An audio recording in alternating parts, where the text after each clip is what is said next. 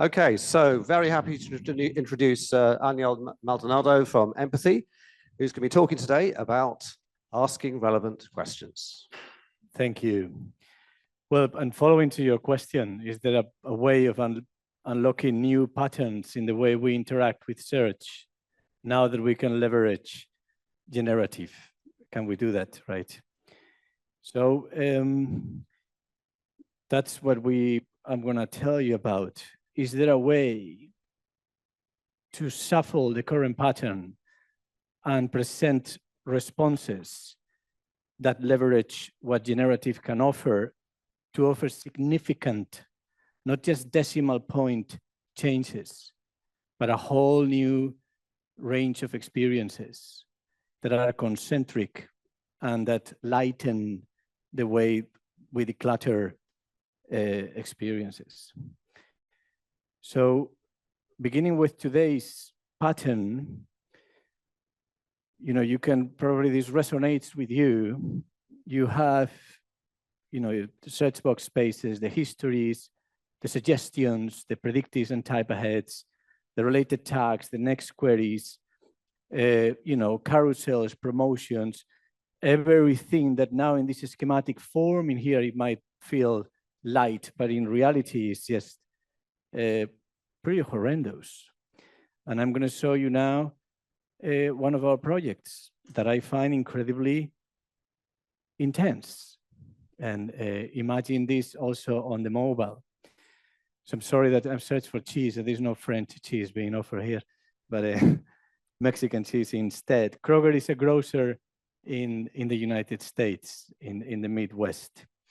So you have all these options and all these kind of interactions that are based on the very idea of I have an input that is a search query, and on the basis of that, I start to run my flow, et cetera, et cetera. And that is not leveraging at all what is offered today on generative. And we have even lighter examples that I'm not going to go through right now, but you get the idea. And then on the other side of the spectrum, you have generative. You can see all these examples, all the models that we use in Empathy AI and all the links and everything, empathy.ai website. And with generative, you suddenly have this completely different, these are all production examples, all leveraging Qwen3 and R1, and all those examples running on self-hosted GPU infrastructures, but that's outside the scope of this talk. The point is that you start to see experiences where you can describe what you want in a much rich form. And the whole idea of a sequence of events becomes less relevant. And you have, for the time being, lighter experiences. Let's see, as you were pointing out, how they become slowly more cluttered. Who has heard about the Project Gutenberg project? Very good. Very good. It's a beautiful project. It's a beautiful, to me, these are the heroes of digital more than anybody else. Their motivation is literacy through literature. It's a very beautiful project that we have the luxury of delivering the search for, and the discovery experience on R1 and a collection of smaller models. But we started to realize, imitating what Perplexity does, no different. We started to realize that we could incorporate questions as a form of an answer. Okay? So rather than somebody saying, I don't know, Virginia Woolf, and presenting a whole set of instructions and dump out of text or results or recommendations, why don't we ask a question? Since we can have the opportunity to ask a question. If somebody searches for iPhone, why don't we ask a question? Since we can have that conversation. If somebody is searching for a spare part for a particular type of food, why don't we start by asking a question? At the end of the day, what is that which makes the best answers when you go and talk to somebody? A question. question is a very good trigger. So we started to play with that idea in this experience, that the context, as you were saying, induces you to a conversation because you know you are engaging with a generative experience, right? So Michael Wolf, forgive me to just say Wolf in here and see what happens. Now, when the question is the input, not the question, is very difficult to disambiguate, rather than trying to infer, trying to track, trying to spy, trying to understand what happened before, we just go and openly asking a humble question. And these questions unlock then the conversation. I'm gonna just, I don't know, just whatever of each of those, yeah. And in any of these experiences, then we were thinking, okay, this is brilliant. What can we do to bring this to the many, many thousands and the many websites that we do the search for? How can we bring that into the game? And of course, this is very difficult. This is why I completely love Thorsten's talk, because you find this dictatorship of innovation. You have to put things in line to certain ways of doing things. We cannot just go to that customer Kroger and say, hey, you know what? When somebody searches for cheese, you're going to ask a question. It just doesn't work like that, right? So we started to see how can we deploy this across the many different customers. And let me just show you. There are the two examples in there which are very interesting, and I encourage you to see for a bookstore called House of the Books, and Ocado, which is also very interesting generative experience, also with the logic of asking questions. Anyway, we started to entertain this idea. What if for a conventional search, I move elements from a conversational search? How could that look? And as you very well said, René, on the introduction, can we open a pathway of exploration that is not tied to any of the existing conventions and patterns, right? So that was the aspiration. How can we do that? And we started to entertain these, and we started to speak to a lot of our customers and shops. We even bought ourselves an online shop called Biciclásica, beautiful shop, to be able to experiment with it. And we started to model this idea. What if we ask a question, and the question is, the query is, let me remove this thing from here. The query is answered by, sorry, that should be a loop. It's answered by providing another question. And our customers and prospects and ourselves, we found ourselves with loads of problems with this idea. So I'm sorry, I'm going to go into this side, which got me into Spanish. And I'm going to say, I'm searching here after I reject all my cookies, as is duty. And I say, I don't know, something for dolor de cabeza, whatever. So we convinced some of our customers to do this. Some of them put it on the headers. Some of them put them on the different parts of the page for no results, for low results. You can see many started to use icons. Some actually unfold the question. So when it's not just a question that you have to click on it, but you actually, they expand it already in the search results. So we saw some degree of success. We offer them measurements, ways of tracking the effect of these actions. But still, there was a lot of concern with the literacy, the determination of these questions in relationship to a catalog. And there are a lot of intricacies in there that we can talk about if it pops on the questions. We had loads of issues with the problem of control. All these things I'm showing you are live. This one is in English. You can see it in Fred Meyer's Jewelers in the US. So here we started to find even more interesting situations like, I don't know, men's watch for my 50th. Can you believe I'm going to turn 50? It's quite something, right? So yeah, can't believe it. This morning I said to my 8-year-old where I was going, explaining what this conference was about. And she said, have I told you you're a nerd? You know, so where I am. Anyway, on this point, being able to incorporate these things, and all these customers were saying, hold on a minute, I want to have control. How do I set the tone? How do I set the diversity? How do I control that I can eliminate, curate, append, reorder, monetize, etc.? It opens a whole wealth of things. So we started to incorporate all those ideas. And anyway, I have another example here, but it's same story. So this is what we end up doing.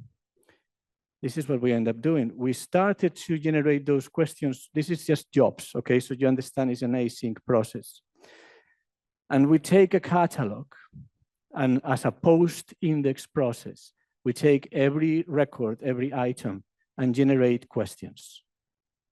And those questions then are appended. In this case, we use an elastic vector field, and we store and persist these questions as an async offline process. That way, we could meet the requirements on curation, the requirements of control, on edition, on reordering, on merchandising, et cetera, et cetera, et cetera. So all this, a small shop with 2,000 products can generate, 3, 4, 5,000 questions. And then we also had to, I believe I should have a link for this. We also have to offer tools to be able to say, okay, I enable this one. I like its success rate, pure control and configurability. I want to trade some of those keywords that they generate, et cetera, et cetera, et cetera. And let me show you some of these, if I can.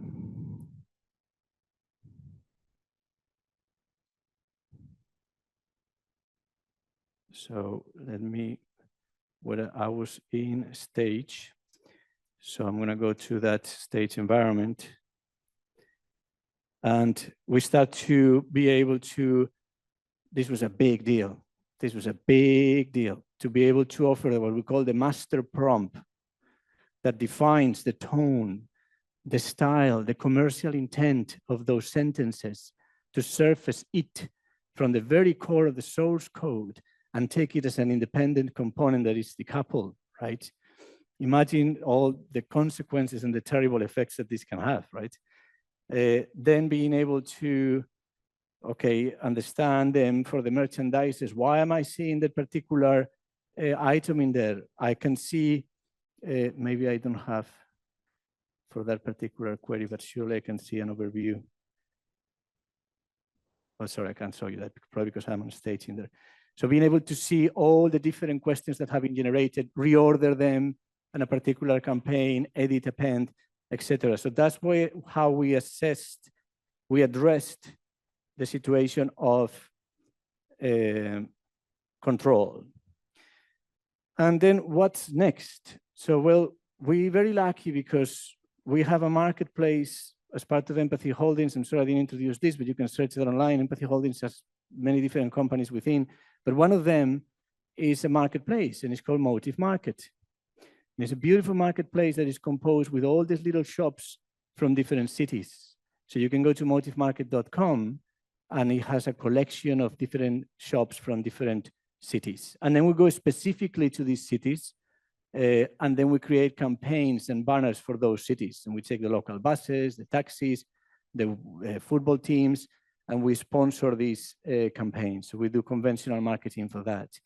But as a search technology company, being able to have our own business to consumer offer us great opportunities to be able to experiment. Torsten, almost as freely as you, where Torsten is, with no limitations. And we started to, you can see this live, all this, where am I now? I'm in the United Kingdom. I'm searching for wine. You can see that in motivemarket.com UK, and we ask you questions here as well. In this case, we separate each shop in their own different row to protect their identity. Or I can go to a specific shop, and within a specific shop, I'm able to see also these generations of questions, etc. This, of course, has a tremendous effect in terms of SEO, etc., etc. But we wanted to go beyond this, and maybe this one is. this is in one of the cities that we go and we create these marketplaces. I don't know, a shop with lots of products here, like this one, which has spare parts and things. We started to add these little widgets. So being able to not only have a search experience that leverages the questions, but also have a very commercially oriented conversation specifically to surface products within that particular site. But note something very interesting, that you have a search experience that's conventional in the background, coexisting with one which is conversational, but we set that clear context on this is being a different kind of experience, right? So I do believe, and I will pass it to questions in a few moments, I do believe that there is an opportunity to lighten the whole declutter experience and being able to offer something that is much more concentric. Last week, I was in a meeting with an analytics company, and the CEO of this very, very, very large analytics company asked me, you know, how do we do this? How do we measure this? How do we measure what you guys done in Ocado? How do we measure what you've done in Project Gutenberg? Because it's not like I have a sequence of events. I have somebody writing and telling me a lot of things about what is that which they want. And that triggers a set of results or a conversation on a very specific item. Up until now, and I love the way this was described, we are talking to a customer, an individual, a person, a human being, with whom we didn't share the same language. So if you don't speak Spanish, I suppose, well, I don't speak French, and imagine that we needed to communicate, and you'd say to me something in French, I have to figure out what that is. So I come to you with all these options, and I give you these facets, and I give you these filters, and I give you this diversity of results, and all those multiple different things that then I go crazy and trying to reorder them and intertwine them and do all those kind of things. And then not only that, that I have to go and check what you did before to try and understand what is that what you meant, right? But now we speak the same language. And how does this translate? The very good question that you asked, Joel is your name, right? Before, into real new experiences, right? And anyway, we try to share with you as our first audience, because we never said this before in an event, and very encouraged by you, René, on exposing these new pathways that I think are available for us to explore. So with that, I just take some questions. Yeah. Thank you. Thank you.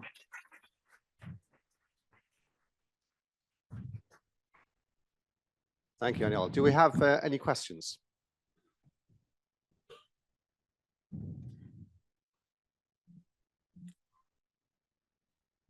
I'll be my usual obnoxious self and ask you the same question I asked you last year, which is when you asked for basically the same question. We asked about the watch for your 50th anniversary. Would you be pleased or displeased if the system answered as though it was an empathetic person and said, are you worried about your mortality? Can I sell you a Bible? Well, that's a very positive question. But let me abstract a little bit from that and reflect on something very important. And your name was Mary or Marie, right? Where does the experience end? And where does the technology begin, as you guys were reflecting, right? The what and the how. And this is very, very important highlight I want to make. The art of creating a master prompt that is going to have the personality to empathize or to evoke or to ask interesting, joyful, surprising, evoking questions that negotiate certain positive feelings is experience. Every word that is generated in an output, be it a question, an affirmation, or whatever that is, it is a set of characters that it is an experience. So it's not just about the UI, it's actually the very wording, the style, forgive me to say, the personality, right? So if it's interesting for you to have a jewelry shop where somebody searches for a wedding ring and you want to tell them, do not get married, then fine, go ahead. But that should be whatever is your style and your mission and your vision that you want to project imaginatively into your shop, right? The same way you will, for an obvious comparison, sorry, educate your shop assistants to talk to your customers. Yeah. So, question there. Any other questions? We had someone at the back here.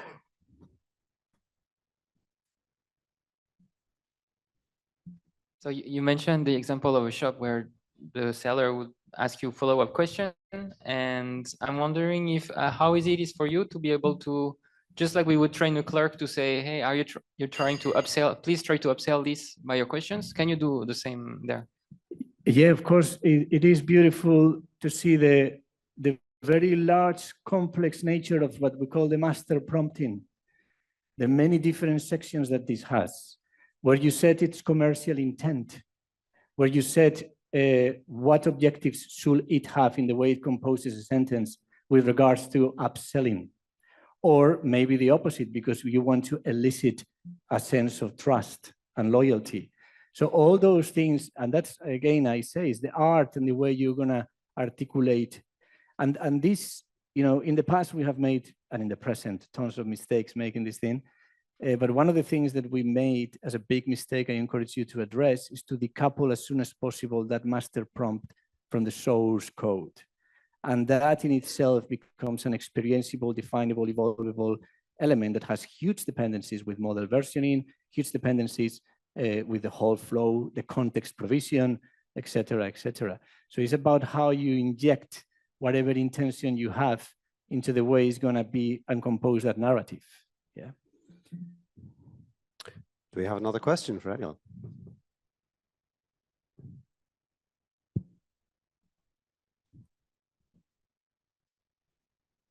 Thank you for this wonderful presentation. I think this is something which is very relevant, especially in the context of like e-commerce, when people cannot really decide as to how do I get to the product I want. And the only thing that I'm probably wondering, and I'm not being cynical about this, but then just trying to understand as to, it comes across as like very vocal, very verbose kind of thing. And people may, I don't know, like people may feel overwhelmed with like too much text, like too many choices. I get this analysis paralysis kind of a thing. If I see like questions everywhere, how, and if at all, have you considered this to be benchmarked in terms of like maybe conversions with like you driving the conversation? Because that is what I think ChatGPT has kind of taught us, that we can ask questions. We, as a user, control this entire dialect and the journey, other than search engine controlling it. Because right now the search engine controls like where that goes, other than like RAG kind of a flow where I get to ask the questions. And have you kind of done any analysis on that? Would love to hear more. Well, yeah, a hell lot of analysis there. Again, to try and provide some learning on this, besides the length of the sentences, which you have to optimize and define in the same manner as you define the style for upselling or whatever else, what do you want to do? What do you want to achieve from a person interacting with this? Do they want them to feel, do you want them to feel engaged? Do they want them to feel activated? Do you want their intellect to be excited? Or do you want them to take this passively as is? So different people, different companies will have different motivations.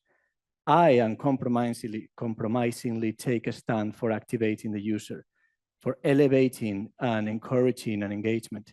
I'll tell you a very quick story if I have a minute. You know, I have 4 kids and all use Lovable, all of all ages. The youngest now, as I said, being 8. She started using Lovable and stopped after a few hours because from creating a website about Hello Kitty, realized that it could just say, make the website, as opposed to work crafting bit by bit, bit by bit. So she felt deactivated, right? And we are not putting enough thought in how to treat people as intellectual beings that can be activated and who wish to have a contribution. And as if Eric was saying before on lunch, you have to describe what goods you want. And sometimes it's very healthy to have a nice little question that leads to something else and to something else and to something else. But of course, you might have an audience that is expecting just to be there, numbed, scrolling on an interstate, right? But I think our responsibility, the imperative of responsibility, is to try and aim for the opposite. Yeah. So far, lots of words. Maybe soon we'll use lots of visuals, forms, shapes. Eric, no, somebody else, Trey, or somebody was telling me about the new liquid UI design in a tool in Apple. You know, elements of motion, correlated action, converting words into shapes, forms, when applied in harmony, that can also evoke other kind of responses. Anyway. I think we'll leave that there. Always inspiring, and thank you very much. Thank Ángel. you. Thank you. Thank you.